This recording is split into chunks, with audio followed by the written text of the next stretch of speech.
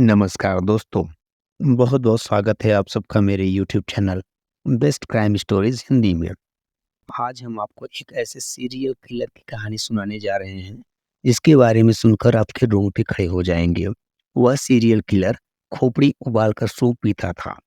वो दरिंदगी की सारी हदों को पार कर वारदात को अंजाम देता था, जिसे देख या सुनकर दिल खौफ से भर जाए, दिमाग दहशत के अंधेरे में गुम हो जाए। उसकी वहशी करतूत किसी शैतान से कम नहीं थी। ऐसा ही एक नाम है सीरियल किलर राजा कुलंदर का। राजा कुलंदर का नाम इन दिनों चर्चा में है। उसकी करतूतों को उजागर करती एक डॉक्यूमेंट्री हाल ही में नेटफ्लिक्स पर स्ट्रीम हो रही है, जिसका नाम Indian predator the diary of a serial killer है, जिसका निर्माण इंडिया टुडे ओरिजिनल ने किया है। इलाहाबाद के शंकरगढ़ कस्बे में रहने वाले पत्रकार धीरेन्द्र सिंह दैनिक समाचार पत्र आज में काम करते थे। उन्होंने अपने काम से अपनी अलग पहचान बनाई थी। उस दिन भी वो अपने काम पर जाने के लिए घर से निकले थे, लेकिन फिर कभी लौटकर वापस नहीं आए। उनके परिजनों ने उन्हें सभी जगह तलाश किया। उनके बारे में पड़ोस से लेकर दफ्तर तक और दोस्तों से लेकर रिश्तेदारों तक पूछताछ की, लेकिन धीरेन्द्र का कुछ अता पता नहीं चला। मामला पुलिस तक जा पहुंचा। पुलिस ने बिना देर किए थाना कीटगंज में पत्रकार की गुमशुदगी दर्ज कर ली और धीरेन्द्र की तलाश शुरू कर दी। पुलिस को भी इस बात का अंदाजा नहीं था कि ये तलाश लंबी होने वाली है। इस दौरान पुलिस ने जब परिवार से पूछा कि क्या धीरेन्द्र की किसी से कोई रंजिश या दुश्मनी थी, तो परिजनों ने सीधे तो किसी पर आरोप नहीं लगाया, मगर इस बीच धीरेन्द्र के घर वालों ने पुरानी रंजिश के चलते राम निरंजन कोल नाम के एक शख्स पर शक होने की बात कही। इसी शक के बिना पर पुलिस ने पत्रकार धीरेन्द्र के गुम हो जाने के करीब एक हफ्ते बाद राम निरंजन कोल और उसके साले वक्षराज को गिरफ्तार कर लिया। दरअसल राम निरंजन कोल का ही नाम राजा कुलंदर है। वह शंकरगढ़ इलाके का रहने वाला है। 90 के दौर में राजा कुलंदर नैनी में मौजूद सीडीओ चौकी में कर्मचारी था। उसकी पत्नी फूलन देवी उन दिनों इलाहाबाद जिला पंचायत की सदस्य थी। राजा कुलंदर ने 90 के दशक में ही जुर्म की राह पकड़ी थी। पुलिस रिकॉर्ड के मुताबिक साल 1998 में थाना धूमनगंज क्षेत्र के मुंडेरा मोहल्ले में टीवी वीसीआर किराए पर चलाने वाले एक युवक का मर्डर हुआ था, जिसमें राम निरंजन उर्फ राजा कुलंदर का नाम आया था। इसके बाद वो फरार हो गया था। साल 2000 में भी उसने ताबड़तोड़ वारदातों को अंजाम दिया और पुलिस का सिर दर्द बन गया। अपनी काली करतूतों से उसने इलाके में दहशत पैदा कर दी थी। जरायम की दुनिया में राम निरंजन कोल का नाम बड़ा होता जा रहा था। वह आदिवासी कोल समाज से आता था, लिहाजा उसका रौब और दहशत देखकर उसकी जात बिरादरी के लोग उसे कोल जात का राजा मानने लगे। तभी उसका नाम राम निरंजन कोल की बजाय राजा कुलंदर हो गया।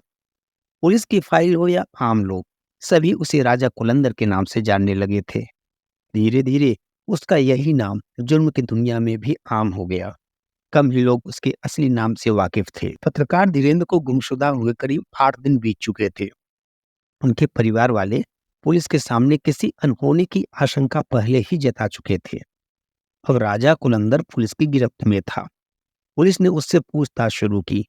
पहले वह पुलिस को बरगलाता रहा, लेकिन बाद में उसने पुलिस के सामने जो कहानी बयां की, उसे सुनकर पुलिस वाले भी खौफजदा हो गए। हकीकत ये थी कि 14 दिसंबर 2000 को ही उसने पत्रकार धीरेन्द्र सिंह का कत्ल कर दिया था। अब पुलिस के सामने वो राज खुलने जा रहे थे जिसकी किसी ने कल्पना भी नहीं की थी।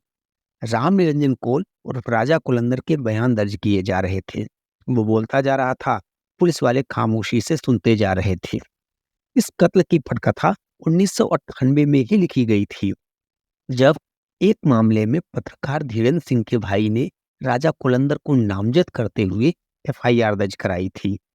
तभी से राजा कुलंदर धीरेन्द्र सिंह के परिवार से दुश्मनी रखने लगा था। उसे पता था कि पत्रकार होने के नाते धीरेन्द्र की पुलिस में खासी इज्जत थी। उसके खिलाफ दर्ज हुए मामलों में भी उसका हाथ था। कुछ जानकारों के मुताबिक पत्रकार धीरेन्द्र सिंह को राजा कुलंदर की कुछ काली करतूतों के बारे में पता चल गया था। इस वजह से भी वो धीरेन्द्र को अपना दुश्मन मानता था। राम निरंजन कौल और राजा कुलंदर ने पुलिस को बताया कि वारदात के दिन उसने पत्रकार धीरेन्द्र सिंह को विश्वास में लेकर अपने पिपरी फार्म हाउस बुलाया। जब धीरेन्द्र सिंह वहां पहुंचे तो दिन ढल चुका था, सर्दियों का मौसम था। जब धीरेन्द्र सिंह अपनी मोटरसाइकिल से वहां पहुंचे तो राजा कुलंदर और उसका साला वक्षराज वहां अलाव जलाकर बैठे थे। उन दोनों ने धीरेन्द्र सिंह को भी आग के सामने बैठ जाने को कहा।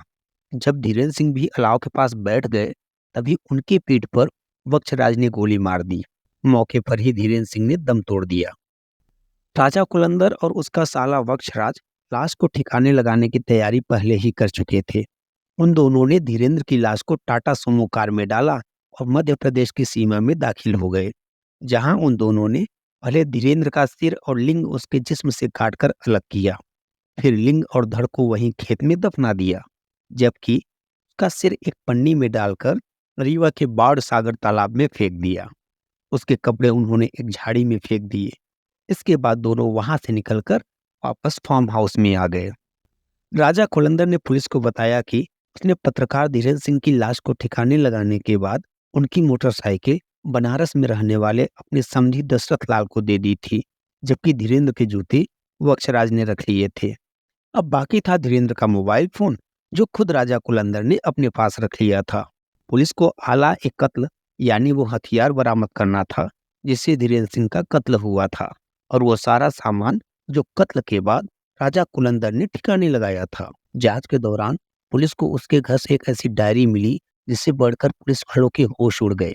उसमें एक नहीं कई कत्ल की कहानियां लिखी हुई थी। जैसे जैसे इस डायरी के पन्ने खुलते गए वैसे वैसे खून से सनी लाशें पन्नों से बाहर गिरती गई। ऐसा नरभक्षी जो कभी इंसानी खोपड़ी का सूप बनाकर पीता तो कभी उसे खोल दिमाग निकाल कर खाता। हत्या के बाद लाश को बीभत्स तरीके से काट कर फेंक देता और खोपड़ी अपने साथ ले जाता। महज मारने से उसका मन नहीं भरता था, लाश के साथ दरिंदगी कर उसके टुकड़े करके फेंक देना उसका शौक बन गया था। और इस दरिंदे ने एक दो नहीं बल्कि 14 निर्मम हत्याएं की थी। गुनाह कबूलते हुए उसने बताया कि जिस पिस्तौल से उसने धीरेन्द्र की हत्या की है उसे अपने सुअर पालने वाले फार्म हाउस में छिपा रखा है। पुलिस जब तलाशी करने लगी तो उनके हाथ एक लाल डायरी लगी।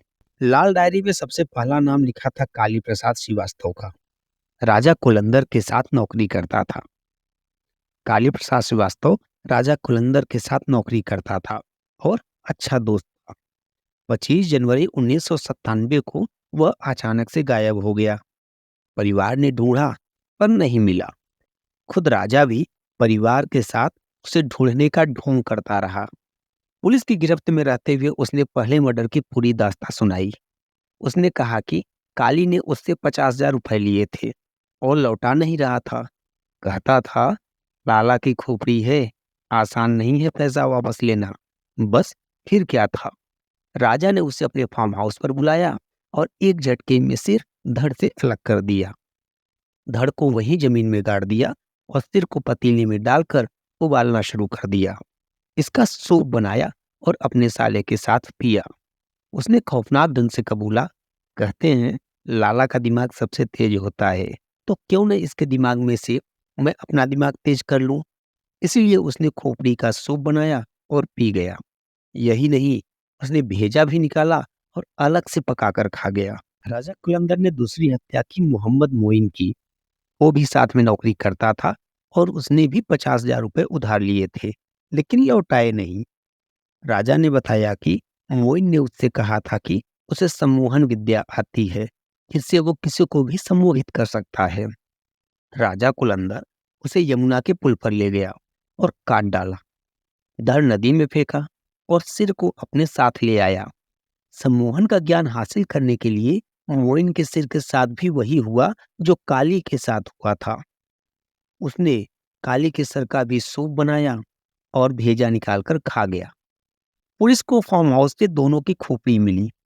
लाला की खोपड़ी को लाल रंग से रंगा हुआ था, जबकि मोहम्मद मोइन की खोपड़ी सफेद रंग से रंगी हुई थी। उसने ये भी बताया कि मोइन को इसलिए उसने नदी में बहा दिया क्योंकि वह नहीं चाहता था कि उसे दफनाया जाए। वो नहीं चाहता था कि मुसलमान को मरने के बाद भी शांति मिले। 14 हत्याओं में से एक हत्या पड़ोस के ब्राह्मण की भी की थी, क्योंकि वह बहुत खाता था। मारने के बाद उसने ब्राह्मण की आंतों को निकाला।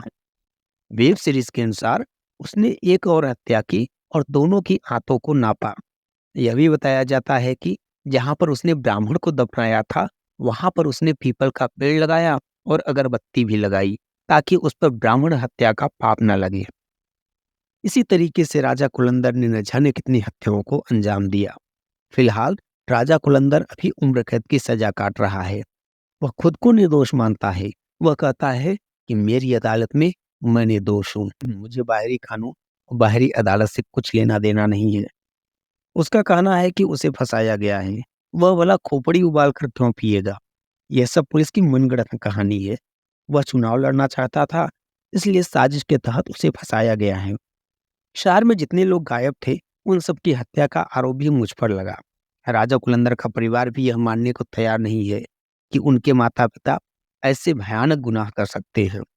जेल में बंद कुलंदर अब रामायण और भगवत गीता का पाठ करता है। फिलहाल ऐसे नरभक्षी, ऐसे पिशाच को उम्र कैद क्या, फांसी दे देनी चाहिए, जो इस प्रकार के कुकृत्य को अंजाम देता है। इसी के साथ मैं अपनी कहानी को समाप्त करता हूँ। अगर आपने अभी तक हमारे चैनल को सब्सक्राइब नहीं किया है तो सब्सक्राइब कर लीजिए और ऐसी ही इंटरेस्टिंग कहानी सुनते रहिए। सतर्क रहिए, सावधान रहिए।